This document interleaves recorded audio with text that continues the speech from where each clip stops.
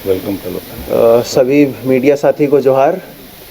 मैं शशि पन्ना, मेरे दाहिनी ओर में सोशल एक्टिविस्ट अनिल पन्ना है। जोहार। मेरे बाईं ओर में एक सोशल एक्टिविस्ट प्रेमचंद मुर्मू दादा है, उनके बगल में क्लेमेंट टोप्पो है। तो आज आप सभी लोगों के बीच में एक विशेष विषय को लेकर के हम लोग प्रेस कॉन्फ्रेंस के लिए आए हैं।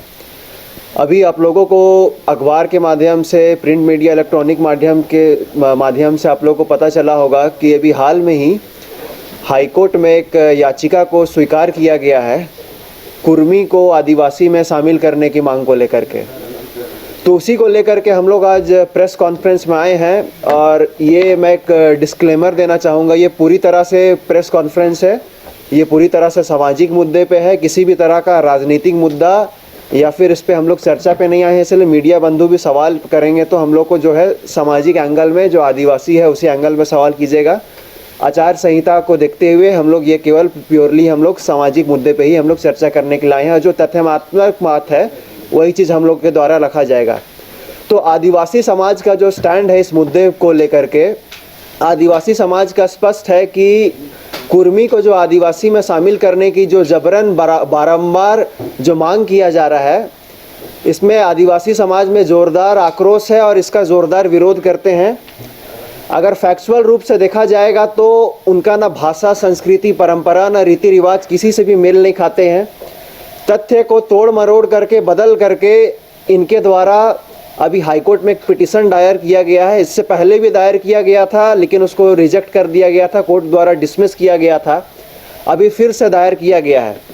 तो हम बताना चाहते हैं कि इनका जो भी भाषा है, संस्कृति है, परंपरा है, जो लोकुर कमेटी का जो रिकमेंडेशन था, जो 5 क्राइटेरिया है, उनमें से ये किसी में भी फुलफिल नहीं खाते हैं।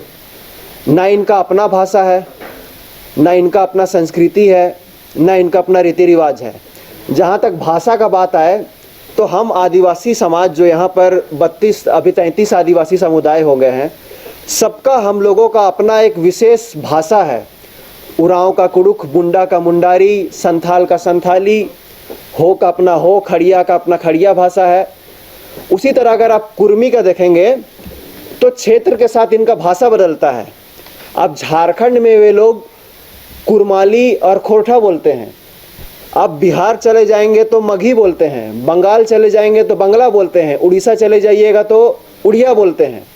लेकिन हम जो आदिवासी हैं, चाहे उरांव, मुंडा, संथाली हो, कोई भी हो, झारखंड का उरांव बंगाल में भी, उड़ीसा में भी, आसाम में भी और दिल्ली में भी कुड़ुक भाषा बोलते हैं। झारखंड का मुंडा बंगाल में भी, झारखंड में भी, उड़ीसा में भी, दिल्ली में भी अपनी मुंडारी भाषा बोलते हैं।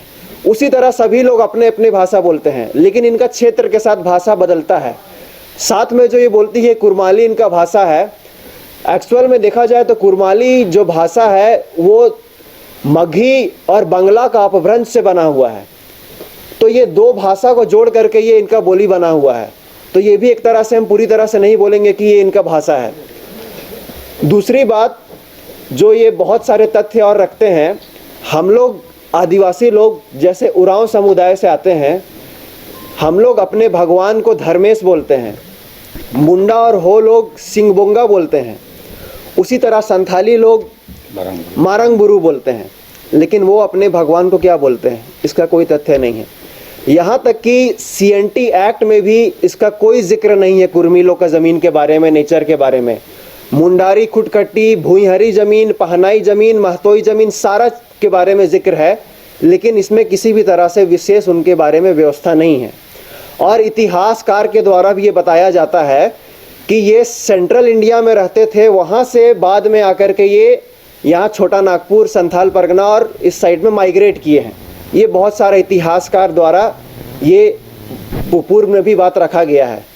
इसके साथ साथ यहाँ पर जो TRI है, TRI द्वारा बार बार जो रिपोर्ट दिया गया है, चाहे वो 2004 का रिपोर्ट हो या 2020 का रिपोर्ट हो, सब में उसकी मांग को खारिज किया गया है। और एथनोग्राफिक स्टडी रिपोर्ट केंद्र सरकार को सबमिट भी कर दिया गया है और जनजातीय मंत्रालय द्वारा इस मांग को अस्वीकृत किया गया है। तो जब एक तरफ देखिएगा सरकार केंद्रीय जनजातीय मंत्रालय द्वारा अस्वीकृत किया गया है, उसके बाद भी जबरन इनके द्वारा आंदोलन किया जाता है।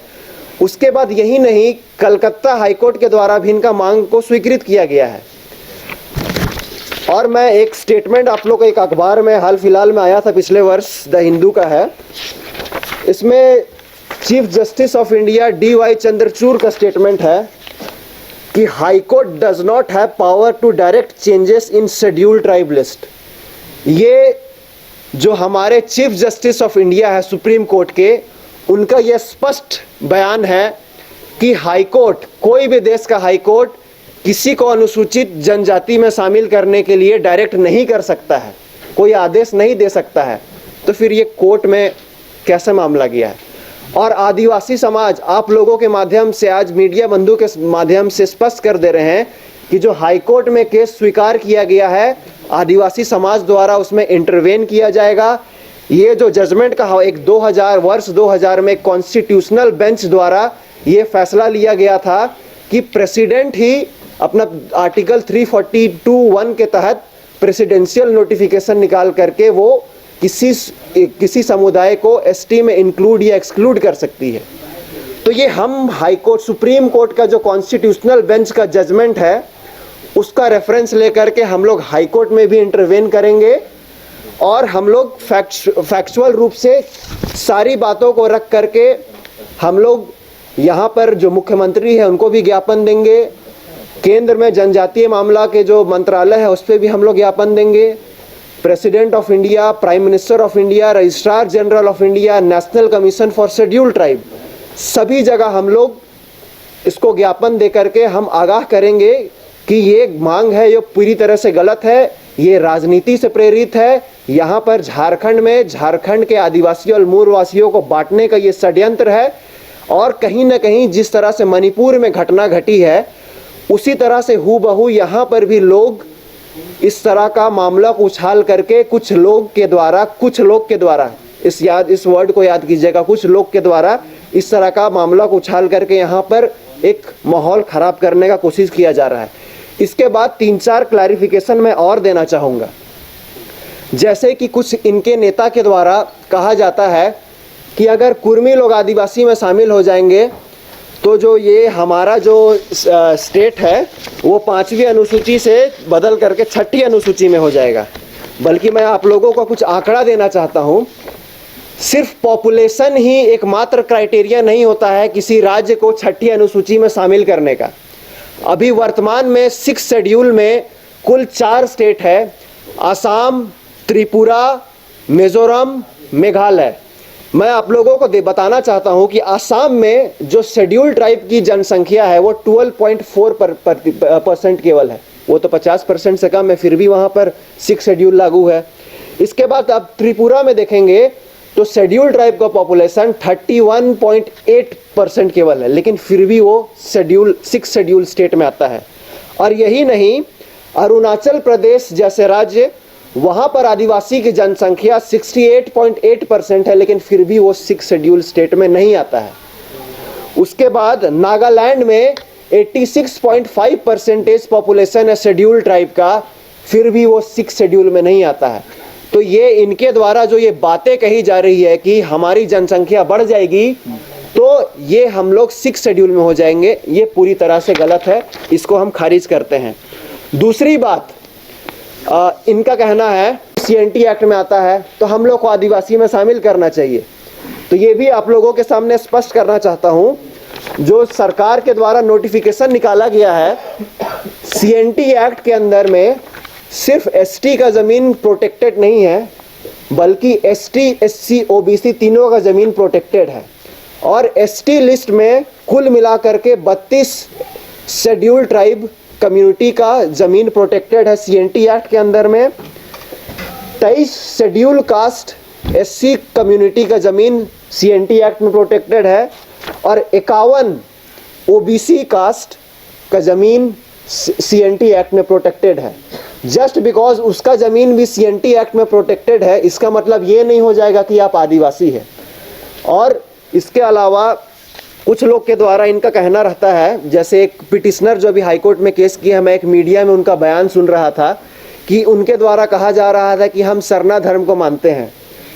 अगर वो सरना धर्म को मानते हैं तो मैं एक और आंकड़ा सामने रखना चाहता हूं कि जब 2011 में जनगणना हुई थी, पूरे झारखंड में 86 लाख से अधिक यहाँ पर आदिवासी की जनसंख्या है, और जो सरना कॉलम में टिक करने वाले लोग थे, बहुत जागरूकता के बाद 49,57,000 करीब 49,57,000 लोग 2011 की जनगणना में सरना कॉलम में टिक किए थे।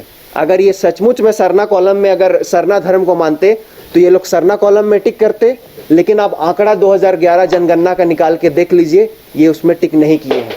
तो ये स्पष्ट है, और ये मेरे बातों को आप लोग लिख के रख लीजिए। अभी मैं बयान दे रहा हूँ, अगला जनगणना में ये लोग मुहिम चला करके ये लोग सरना धर्म कोड में टिक करने का कोशिश करेंगे, ताकि अपने आप को ये दिखा सके कि हम भी ये सरना धर्म को मानते हैं।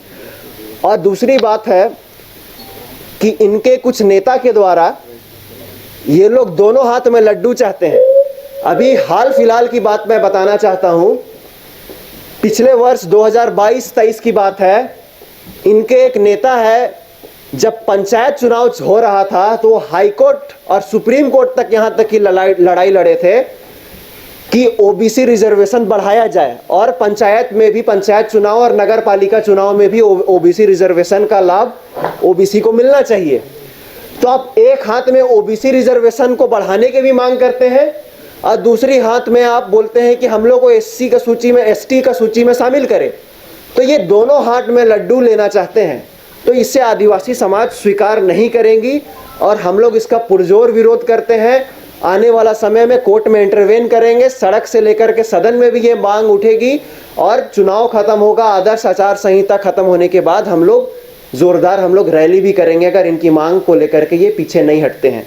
तो ये मेरी तरफ से बात थे। अब हमारे सीनियर सोशल एक्टिविस्ट है प्रेमचंद मुर्मू जी, उनके द्वारा भी और कुछ जो तथ्य छूट गए हैं उनके बारे में वो बताएंगे। है एक्चुअली ट्राइब का, आपको जैसे बताया कि 1965 में जस्टिस लोकुर ने रिकमेंडेशन किया था कि ट्राइबल कौन होगा। तो उसमें 5 क्राइटेरिया जो दिया था, पहला कि वो कम्युनिटी, वो समुदाय जिसकी आदिम जनजातीय गुण है, और दूसरा कहा कि वो समुदाय जिनकी अनूठी संस्कृति होती है। तीसरा कहा कि ये समुदाय जो है संकोची प्रवृत्ति को होते हैं, और चौथा कहा कि वो भौगोलिक अलगाव में रहने वाली समुदाय है, और पांचवा कहा पिछड़ापन।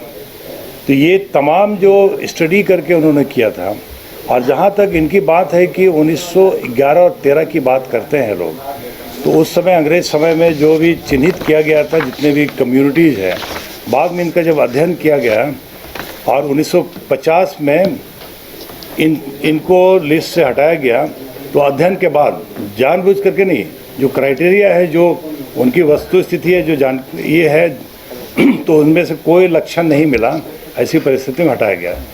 आज़ादी के बाद अगर आप लोग गौर कीजिएगा तो किसी ने इस समुदाय में किसी ने कोई प्रोटेस्ट नहीं किया। ये हाल फिलहाल में भी शुरू हुआ है। 52 के बाद या 50 के बाद किसी ने भी कोई आवाज़ नहीं उठाया कि हमें पहले शामिल किया था, अभी क्यों हटाया गया। तो कुछ बातें तो स्पष्ट है। अभी पहले अंग्रेज समय में तो रिजर्वेशन वगैरह नहीं था, बाद में रिजर्वेशन आया, तो अभी खास करके नौकरी, ज़मीन और एमएलए एमपी का जो सीट्स है, तो नज़र इनका जो हम लोग समझ सकते हैं कि नज़र है।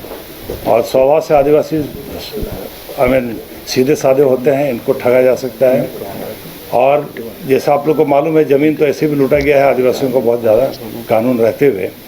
हिस्टोरिकली 4 कैटेगरी के लोग होते हैं कहा जाए तो।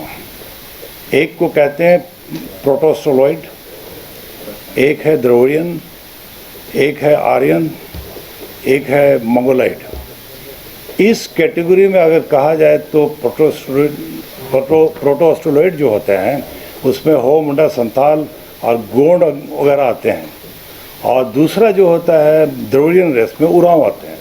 और ये भारत के सबसे पुराने बासिंदे हैं यहाँ पर रहने वाले।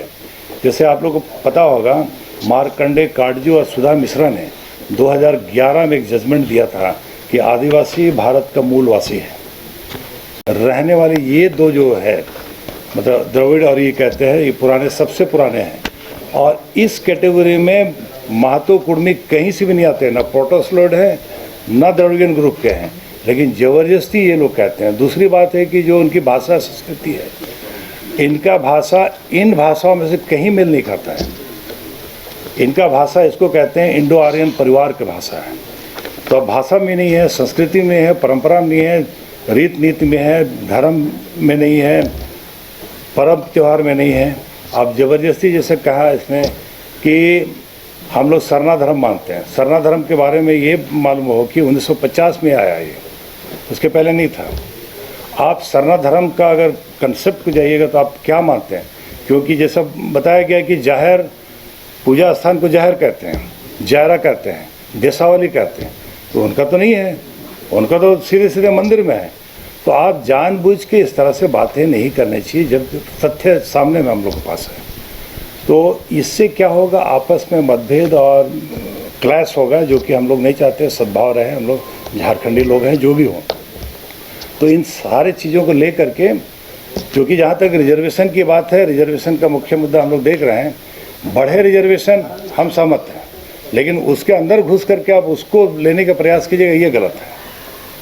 अभी जैसा हम लोग को मालूम है 50% रिजर्वेशन है पूरे देश में, स्टेट में, और 10% सवर्ण हिंदू का बढ़ा। और हम लोग समर्थन इसलिए नहीं करते हैं कि जो क्राइटेरिया है किसी का रिजर्वेशन का, उसका आर्थिक और सामाजिक होता है। उनका आर्थिक आधार में सवर्ण हिंदू लोग 10% ले रहे हैं यूनिफॉर्मली पूरा इंडिया में, जो कि ऐसे लोगों से ऐसा ना हो। और संवैधानिक प्रावधान, जैसे हमने कहा कि आर्टिकल 342(1) में कि president of India he final authority है किसी को इंक्लूड करने का, एक्सक्लूड करने का। तो ऐसी परिस्थिति में जो तमाम क्राइटेरिया है, इसमें कहा गया कि with consultation with the governor के साथ ये करके किसी को इंक्लूड किया जा सकता है। और चूँकि सारे क्राइटेरिया इसमें फुलफिल नहीं होते उनका, तो हम रिक्वेस्ट के साथ कहें कि उनको ये नहीं करना चाहिए। सौहार्द रहे, प्रेम रहे। रिजर्वेशन की जहाँ तक बढ़ाने की बात है, इसको बढ़ाए जितना बढ़ाना है, तो इसको हो तो अच्छा रहेगा। आप लोग के माध्यम से एक संदेश हम देना चाहते हैं। हमारे सीनियर्स ने रख दिया है और मेरे कलीग ने रख दिया है। मैं और 2 मिनट बताऊँगा। समझिए, ये समाज की मांग नहीं है, कुर्मी समाज की मांग नहीं है कि आदिवासी बनाया जाए, कुछ नेताओं की मांग है। इसके पीछे का मकसद समझना, इसका एक ही मकसद है कि कैसे जल जंगल जमीन और आरक्षण, खासकर यहाँ के विधानसभा और लोकसभा सीट पे पहुँच सके। कहीं ना कहीं जो संविधान के द्वारा आदिवासियों को जो रिजर्व आरक्षण दिया गया है, उसमें आना कहीं ना कहीं कुर्मी नेताओं को लगता है कि इससे मेरा हित हो जाएगा। मैं हमेशा कहता हूं कि आप जो समाज से हैं, आप अपने को शिवाजी का वंशज बोले, आप राजा भोज का वंशज बोले, पटेल का वंशज बोले, आपने क्षत्रिय महासभा का गठन किया। कहीं ना कहीं आपका संबंध क्षत्रिय समाज से रहा है और जिस रूप में आपने आपको दिखाने का प्रयास किए हैं। लेकिन झारखंड बनने के बाद विगत 4-5 सालों में कुछ कुर्मी समाज के नेताओं द्वारा यह माहौल क्रिएट किया गया कैसे हम आदिवासी बने। लेकिन कहीं ना कहीं ये आपसी तनाव उत्पन्न करेगा। कुछ झारखंड के आदिवासी मूलवासी लंबे समय से यहाँ निवास कर रहे हैं और आपसी जो भाईचारे का संबंध है ये प्राचीन काल से अच्छा रहा है, आज भी अच्छे माहौल में वो रहते हैं। लेकिन कहीं ना कहीं ऐसा माहौल क्रिएट करके आपसी भाईचारा में तनाव उत्पन्न होगा, जो समाज के लिए ठीक नहीं है। स्पष्ट है कि जो कुर्मी समाज अपने को हिंदू सिद्धांत और हिंदू विचारधारा से चलते हैं, धार्मिक अनुष्ठान पूजा पाठ करते हैं, उनका हम लोग विरोध नहीं करते हैं। आप इसी रूप में आप कर रहे हैं, अच्छी बात है, क्योंकि समाज, भारत एक लोकतांत्रिक देश है और झारखंड में 32 जनजाति निवास करते हैं। सभी का अपना रीति रिवाज परंपरा है। कुर्मी समाज का भी अपने रीति रिवाज परंपरा है, इसमें हम लोग दखल अंदाज नहीं करते। लेकिन जब समाज का बात, जब आदिवासी समाज में हक का बात होगा, हक अधिकार का बात होगा, आरक्षण पे विधानसभा लोकसभा का बात होगा, तो हम लोग जोरदार विरोध करेंगे। और ये समाज बहुत ही सहनशील समाज है। आदिवासी समाज लगातार शोषण का शिकार होते रहा है, लेकिन जब भी हम लोग को ज़रूरत पड़ा है, इतिहास गवाह है कि झारखंड के भगवान बिरसा मुंडा हो या वीर बुद्ध भगत हो या जितने भी हमारे क्रांतिकारी नेता हुए, ये विरोध किए हैं गलत नीतियों का। हम लोग का हक का बात होगा और हक मारी का बात होगा तो हम लोग इसका जोरदार विरोध करेंगे। अभी आदर्श आचार संहिता लागू है, हम लोग चुनाव के माहौल में हैं। इस माहौल में मैं राजनीतिक बात नहीं करना चाहता, लेकिन आने वाले समय में उन लोग का मांग और तेज पकड़ेगा तो इसका विरोध सड़क से सदन तक होगा। इन सब चीज़ों का विरोध किया है और सबसे बड़ी बात है कि वो हम जहाँ तक देख रहे हैं कि जो कुर्मी समाज है या कुर्मी समाज है वो माइग्रेट होकर यहाँ पर आए हैं। जिस तरह से हमारे झारखंड के आदिवासी उरांव मुंडा हो संथाल माइग्रेट होकर असम में गए हुए हैं। एसटी नाम करके कोई कॉलम हुआ नहीं करता था। पहला बात, जो शेड्यूल ट्राइब का जो लिस्ट बना है, जो शेड्यूल ट्राइब एक अलग कैटेगरी बना है, वो आज़ाद होने के बाद बना है। दूसरा बात, इनके द्वारा जो दावा किया जाता है कि 1913 और एक 1931 वाला जो दावा किया जाता है, वो भी मैं डॉक्यूमेंट्स लेके आया हूँ। इसमें देखिएगा कि वो एक स्पष्ट इससे नहीं होता है कि ये आदिवासी का ही सूची है या कुछ अलग एक स्पेशल अलग से जगह, तो यही केवल लिखा हुआ है। इसके अलावा इसमें ये स्पष्ट नहीं होता है कि यही समुदाय आदिवासी है या नहीं है। जैसे पीसी मुर्मू सर ने कहा कि बाद में अध्ययन करने के बाद में हटाया गया बहुतों को, तो बाद में अध्ययन करने के बाद पता चला गया कि इसमें हो सकता है कि कुछ त्रुटियां थी, जिसके वजह से जो इंडियन सक्सेशन एक्ट 1865 है उस लिस्ट में इनको एक्सेप्टेड कैटेगरी में डाला गया था। तो ये सिर्फ आप इसी आधार पे कहीं से भी नहीं लड़ सकते हैं, बल्कि जो लोकूर कमेटी का जो रिपोर्ट था, लोकूर कमेटी जो पांच कैरेक्टर 6 होना चाहिए आदिवासी में, वो टीआरआई भी इसमें विशेष रूप से, बल्कि इनका टोटेम के ऊपर भी रिसर्च किया गया। जो टोटेम ये बताते हैं उसमें टीआरआई का रिपोर्ट में स्पष्ट कहा गया है कि वो ऋषि और मुनि से जुड़ा हुआ है। तो ये सारा कुछ एकदम पॉइंट बाय पॉइंट अच्छी तरह से ये क्लैरिफाई किया गया। फिर भी लेकिन अगर एक होता है ना कि ज़बरदस्ती पॉलिटिकल प्रेशर बना करके, हम आंदोलन करके, पॉलिटिकल दबाव बना करके मेरा जनसंख्या ज़्यादा है तो हम शामिल करवा ले, बस ये वही है और इससे ज़्यादा और कुछ नहीं है। सभी को चुनाव लड़ने का अधिकार है, चुनाव लड़ रहे हैं, हमारी तरफ से शुभकामनाएं हैं, लेकिन ऐसा कोई थ्रेट नहीं है। आदिवासी समाज एक है और एक होकर के लड़ा है। आदिवासी हमेशा से लड़ते आए हैं। अब उनका चुनावी है, उनका पार्टी है, उनका चुनावी मुद्दा है, उस पर हम कोई इंटरफेरेंस नहीं करना चाहेंगे। आदर्श आचार संहिता भी लागू है, हम शुभकामनाएं ही देना चाहते हैं, लेकिन आदिवासी समाज को कहीं से कोई थ्रेट नहीं है। आदिवासी पहले से गोलबंद है, आदिवासी एक है। पहले भी आंदोलन हुआ था, चाहे वो 2018 में आप देख लीजिए, और अभी 2023 में भी हम लोग लगातार आंदोलन की मूड में थे। आंदोलन छोटे छोटे जगह में, गाँव और ब्लॉक स्तर पे आंदोलन हुआ था।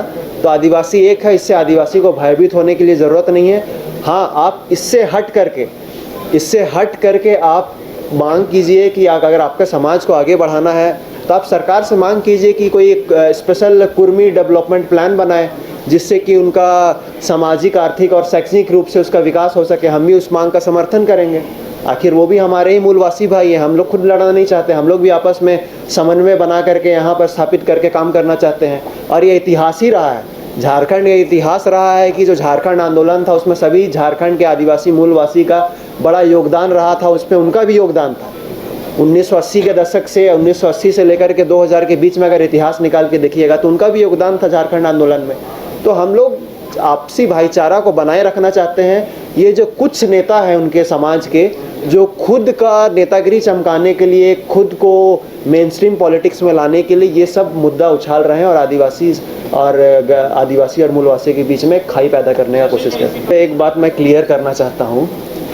पहला बात, अभी इन्होंने कहा कि डबल बेनिफिट का, आखिर डबल बेनिफिट ले कौन रहा है? पहला बात, हम लोग को ये स्पष्ट होना चाहिए कि भारत का संविधान अनुच्छेद 25 कहता है कि हम किसी भी धर्म को अपना सकते हैं और उसका प्रचार प्रसार कर सकते हैं। पहला पॉइंट।